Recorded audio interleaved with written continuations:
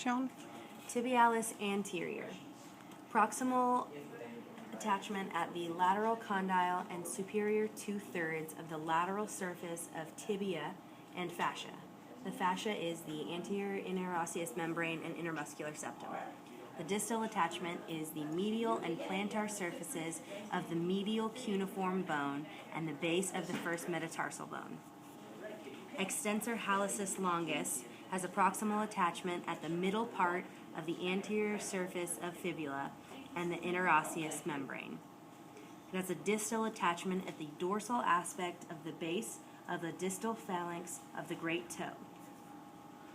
Extensor digitorum longus proximally attaches at the lateral condyle of the tibia, superior 3/4 of the anterior surface of the fibula, interosseous membrane, and intermuscular septum. It has a distal attachment at the middle and distal phalanges of the lateral 4 digits. Fibularis tertius has a proximal attachment at the inferior 1/3 of the anterior surface of the fibula, interosseous membrane, and intermuscular septum. It has a distal attachment at the dorsum of the base of the 5th metatarsal bone. Fibularis longus proximately attaches at the head and superior 2/3 of the lateral surface of the fibia and intermuscular septum. It also has a few muscle fibers that attach to the lateral tibial condyle. The distal attachment for fibularis longus is the plantar surface of the base of the first metatarsal and cuneiform bone. It descends posterior to the lateral malleolus, inferior to the perineal trochlea and the plantar groove on the cuboid. Fibularis brevis has a proximal attachment at the inferior 2/3 of the lateral surface of the fibula and intermuscular septum. Distal attachment is the dorsal surface of the tuberosity on the lateral side of the base of the 5th metatarsal.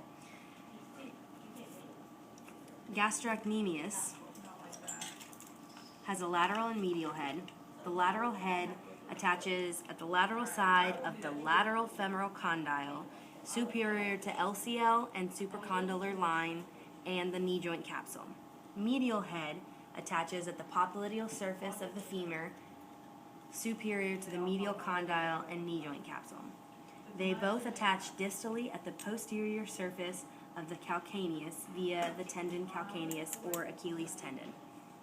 Soleus attaches proximally at the posterior aspect of the fibular head, the superior 1/4 of the fibula, and the medial border of the soleal line, as well as the fibrous arch between the tibia and fibula.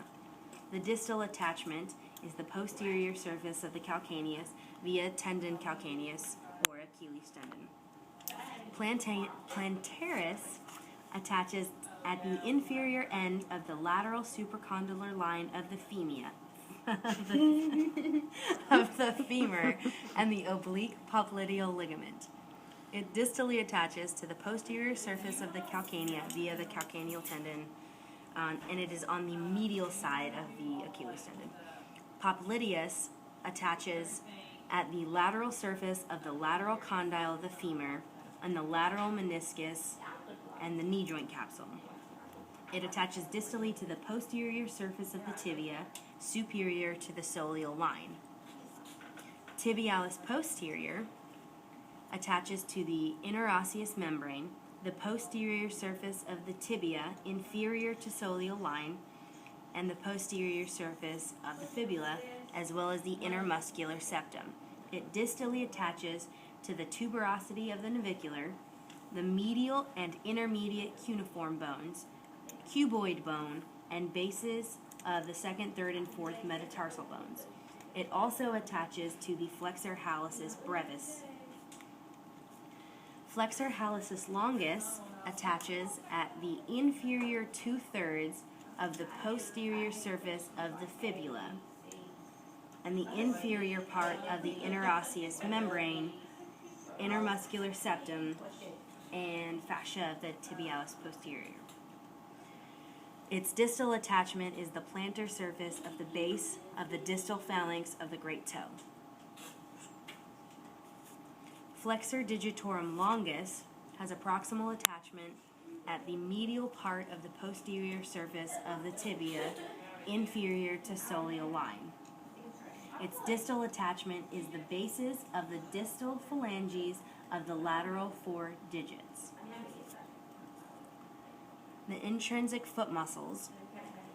Abductor hallucis in the first layer has a proximal attachment at the medial process of the tuberosity of the calcaneus, flexor retinaculum, and plantar aponeurosis.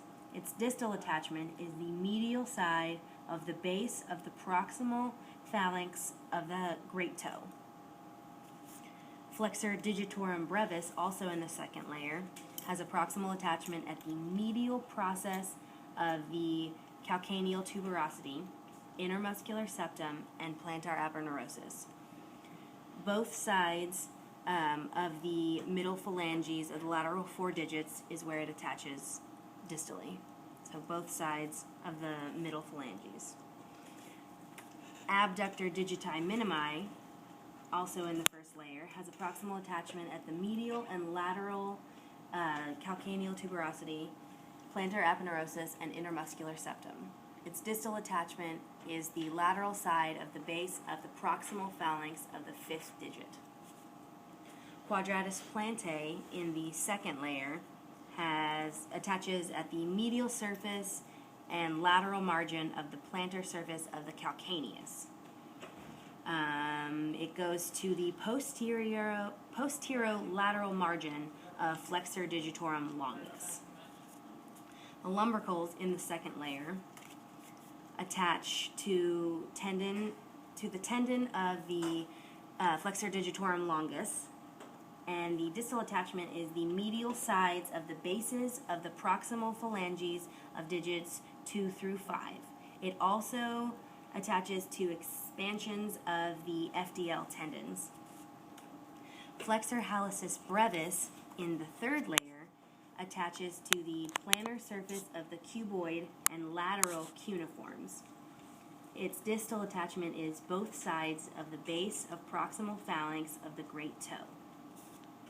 Adductor hallucis in the third layer makes a 7 and has 2 heads. An oblique head starts at the bases of metatarsals 2 through 4. The transverse head attaches to the plantar ligaments of the MTP joints.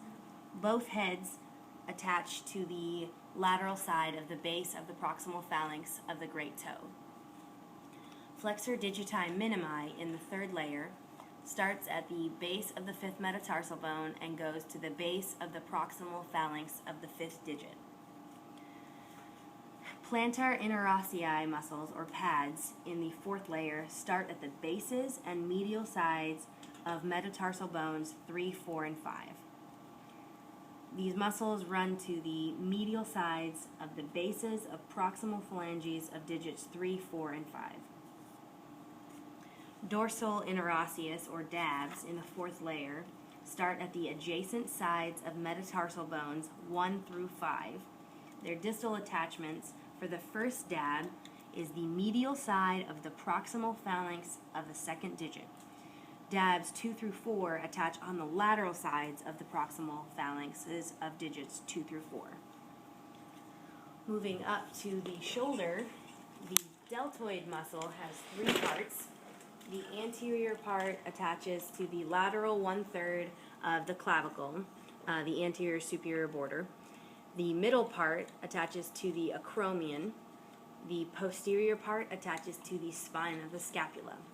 All 3 of these parts have a distal attachment at the deltoid tuberosity of the humerus. The teres major attaches to the dorsal surface of the inferior angle of the scapula. Its distal attachment is the medial lip of the intertubercular groove of the humerus. Supraspinatus, which is part of the sits muscles or rotator cuff muscles, starts at the medial 2/3 of the supraspinous fossa of the scapula and runs to the superior facet on the greater tubercle of the humerus and joint capsule. Infraspinatus, also part of the sits and rotator cuff muscles, starts at the medial two-third of the infraspinous fossa of the scapula and runs to the middle facet on the greater tubercle of the humerus and joint capsule. Teres minor has a proximal attachment at the superior part of the lateral border of the scapula and has a distal attachment to the inferior facet on the greater tubercle of the humerus and joint capsule. The last rotator cuff muscle is subscapularis, which attaches to the subscapular fossa and then has a distal attachment to the lesser tubercle of the humerus and joint capsule.